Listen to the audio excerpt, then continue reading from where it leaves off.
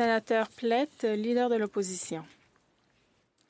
Merci, Madame la Présidente. Monsieur le ministre, lorsque vous étiez ici le 25 mars, vous n'avez pas répondu à ma question. Vous avez dit que votre subvention salariale de 10 moi, j'ai dit que la subvention salariale de 10 était trop basse. 48 heures plus tard, votre gouvernement a changé son fusil d'épaule et a annoncé une subvention salariale de 75 Donc maintenant, nous sommes saisis du projet de loi C-14. 2 semaines et demie après votre première tentative d'offrir une subvention salariale, les Canadiens devront attendre encore 3 à 6 semaines avant de recevoir de l'argent. Monsieur le ministre, c'est bien que les entreprises comme Air Canada vont réembaucher leurs employés avec cette subvention salariale, mais elles ont beaucoup de fonds. Les paiements vont arriver seulement à la fin mai. Alors, comment est-ce que les petites entreprises vont survivre jusqu'à ce qu'elles pourront recevoir cette subvention salariale? Merci pour cette question. Vous avez diverses choses dans votre question, alors je vais essayer d'y répondre un par un. Lors de ma dernière comparution, j'ai parlé de l'importance pour nous d'avoir une approche canadienne.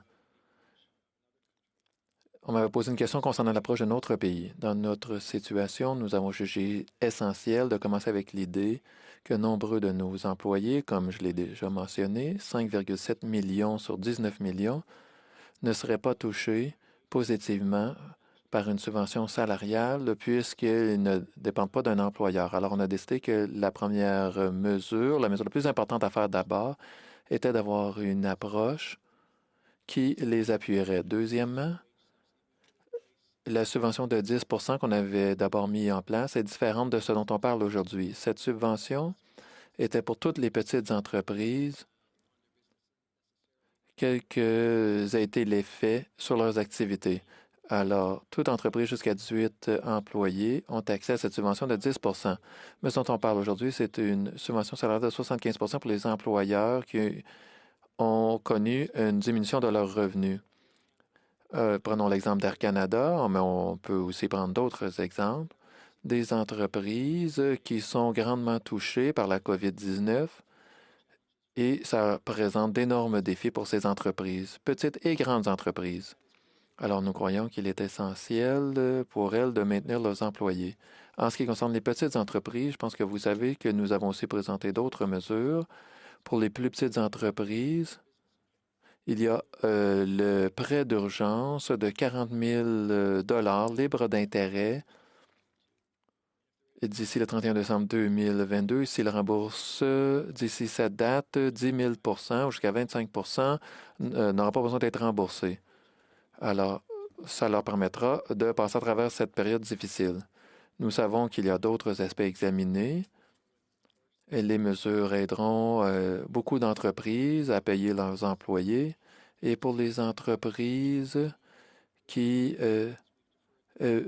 doivent payer de l'impôt ou rembourser la TPS, cela a été reporté à plus tard. Finalement, on met en place des mesures pour que les gens accèdent du crédit. Nous savons que ça permettra aux entreprises de passer à travers cette période difficile. Si vous avez des idées précises, on est prêt à les écouter et les examiner. Eh bien, j'avais une idée précise il y a quelques semaines. L'Alberta, la Saskatchewan et Terre-Neuve et le Labrador attendent toujours l'aide de votre gouvernement pour faire face à la COVID-19 à cause de l'effondrement des prix du pétrole. Lors de votre dernière comparution, vous avez dit que ces provinces recevraient de l'aide de votre gouvernement dans les heures ou jours à venir. Pourquoi est-ce que ça prend tant de temps? Où sont les mesures d'aide promises il y a 2 semaines et demie? Le coût d'emprunt de Suncor a beaucoup augmenté. Vous aviez dit que vous pensiez garantir les emprunts des entreprises du secteur énergétique. Que ferez-vous? En fait, il n'y a pas eu de retard. Nous avons fait différentes choses qui ont un effet positif sur les entreprises du secteur de l'énergie et les autres entreprises également. Et nous avons procédé étape par étape.